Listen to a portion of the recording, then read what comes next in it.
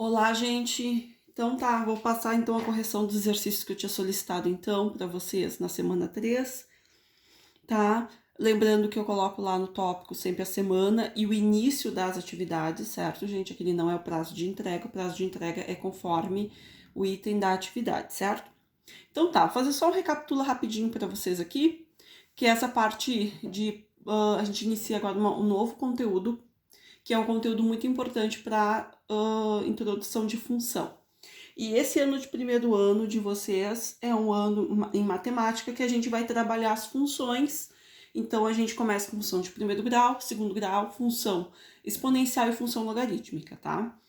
Então, eu sei que vocês podem ter ficado com poucas ou muitas dúvidas, né, sobre teoria de conjuntos. A gente, quando retornar, se retornarmos, né, espero que sim, mas a gente pode fazer um recapitula geral em sala de aula depois, ok? Eu peço que vocês me deem retorno, que quando tiverem dificuldades ou tiverem qualquer coisa para falar, professora, eu não tô conseguindo acompanhar, professora, tá muito difícil para mim, que vocês me chamem para a gente poder conversar, certo? Para que a gente consiga dar andamento no trabalho e que a gente consiga fazer dessa nova forma de trabalho a melhor possível, né? Até para vocês seguirem, né, o ano e não terem perdas maiores, né? Enfim. Então, eu vou fazer um recapitula para vocês aqui sobre produto cartesiano e plano cartesiano, que é uma das partes do conteúdo importantes que dão início à introdução de função. Então, a gente vai ter o quê? Um par ordenado. O par ordenado, ele é aquele que é classificado, então, dividido em parênteses, né?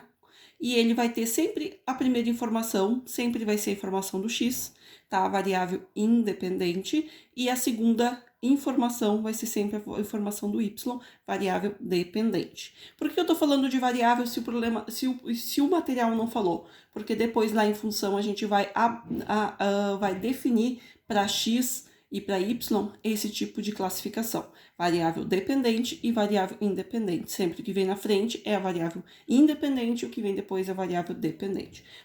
Depois eu defino para vocês o que é variável.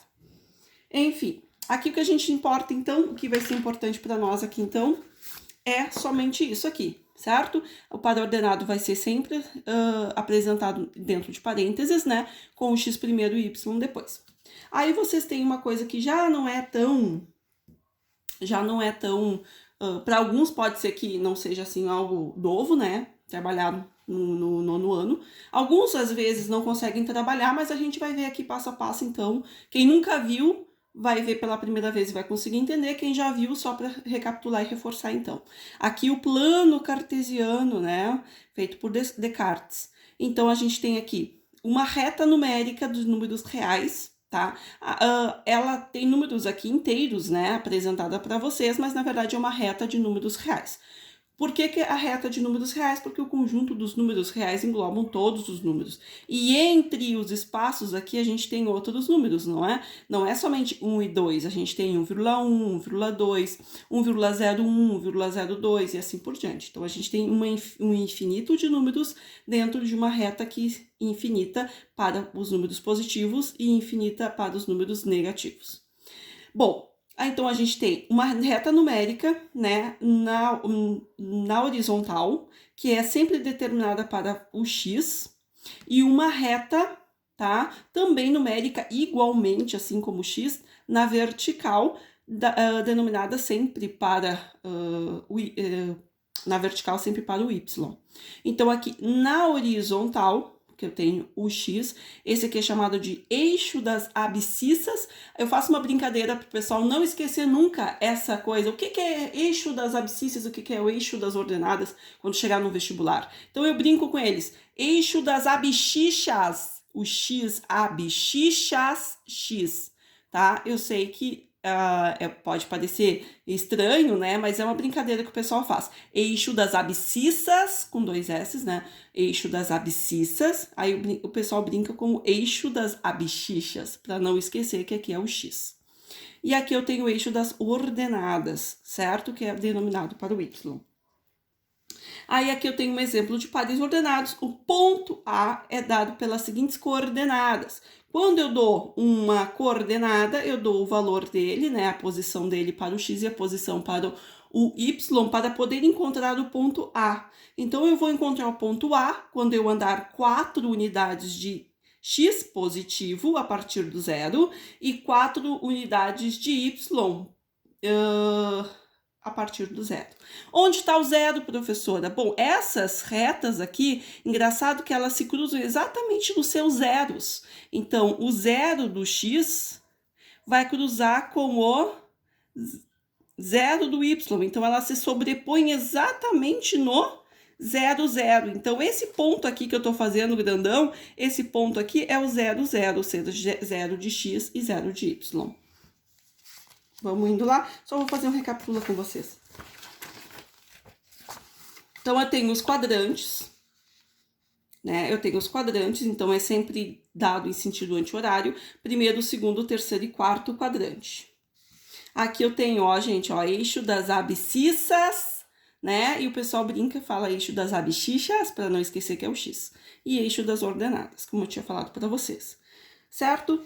Aqui ele dá algumas informações de que os pontos sempre com a coordenada nula pertencem ao eixo.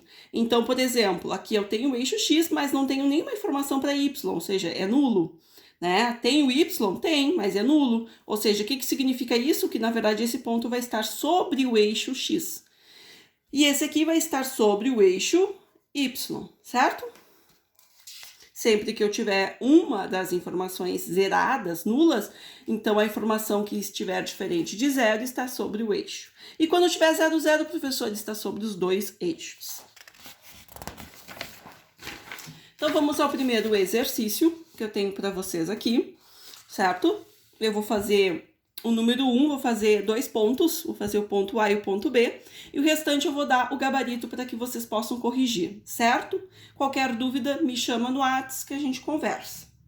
Então, o primeiro ponto que eu tenho, ponto A, é dado pela coordenada 3 de x e 4 de y. Vou colocar aqui.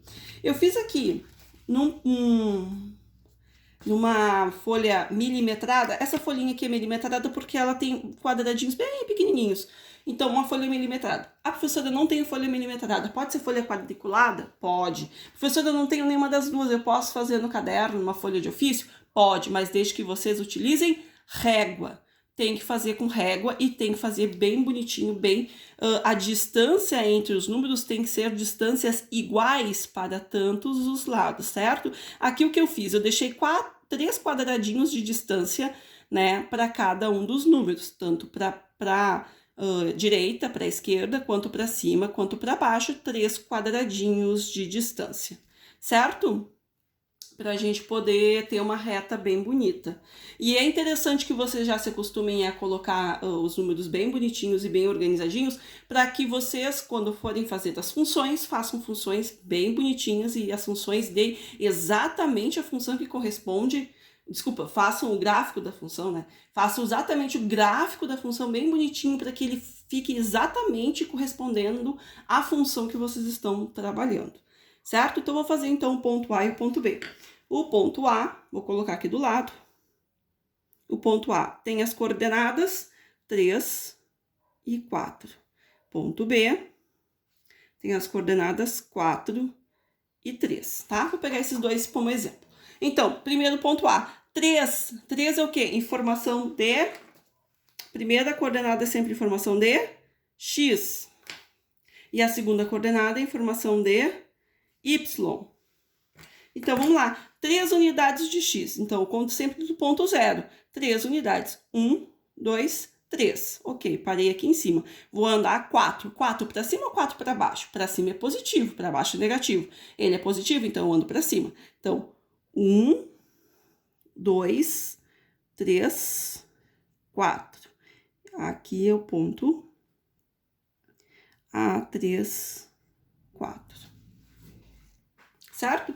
Bom, eu coloquei ali, mas não precisa, tá, gente? Eu vou até apagar, porque Às vezes, a gente pode colocar, não tem problema, tá? Mas eu vou deixar só o pontinho pra vocês aí que eu posso colocar só o ponto A, porque eu já determinei ali a coordenada do ponto A. Então, não precisaria colocar aqui a coordenada, porque eu já nomeei o ponto A com a seguinte coordenada, então já coloquei, só vou colocar o nome dela aqui.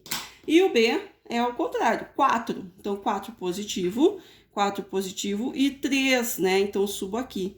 4 e 3. Então, aqui é o ponto, né? Ó, lembrando aqui, 3 vai encontrar o ponto e 4 encontra o ponto. Aqui é o B, aqui é o A, ó.